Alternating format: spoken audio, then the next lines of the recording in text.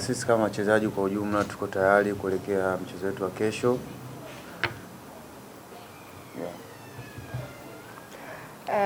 Unaamini mchezo wa kesho utakuwa ni mchezo aina gani?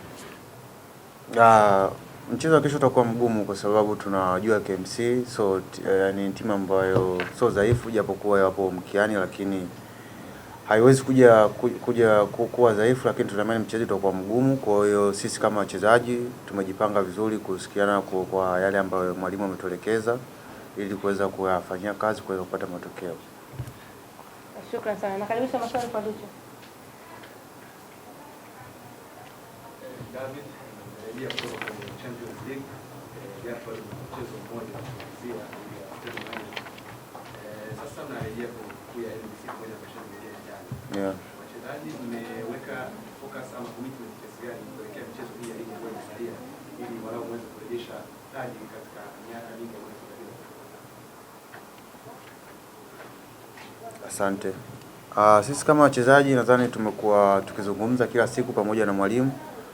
Kwa sababu mwalimu mashindano yote yanauchukulia kwa ukubwa ule ule, kwa sababu mashindano ya CAF yashapita. Kwa hiyo sasa tunaangalia ligi kuu na tumeelekeza nguvu zote huko. Kwa hiyo kama mwalimu yeye anatumia muda mwingi kutuambia wachezaji kwamba kila mechi kwetu sisi natakiwa tushinde, kwa sababu ukituangalia kwenye table hatupo sehemu nzuri, japokuwa bado tuna michezo, lakini mwalimu amekuwa akituasa kwamba kila mchezo lazima tushinde ili kuweza kufika nafasi za juu zaidi. Swali nyingine kwa Ducho.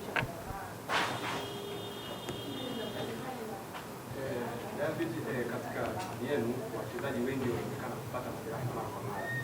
Sasa ninyi kama wachezaji ambao bado mmesalia na kupata majeraha, nafanya nini au mnajiandaa kiasi gani ili kuepuka majeraha ambayo yanaonekana yakikumba wachezaji wengi kila kucha wachezaji kupata majeraha? Sisi kama wachezaji ambao tumesalia, jukumu letu ni kuweza kuipambania klabu. Kwa hiyo tunawaombea na wenzetu ambao wamepata majeruhi waweze kulikava na waweze kurudi kwa uharaka. Lucho, zungumza na mashabiki wa Simba ukiwaalika uwanjani. Kwanza nipende kuwashukuru mashabiki wetu kwa kuendelea kutunga mkono katika mechi zilizopita, lakini pia ningependa kuwakaribisha katika mchezo wetu wa kesho. Mchezo wa kesho ni muhimu sana, kwa hiyo tunahitaji support yetu. Tunaomba waweze kufika kwa wingi, waweze kuja kutupa support. Shukrani sana.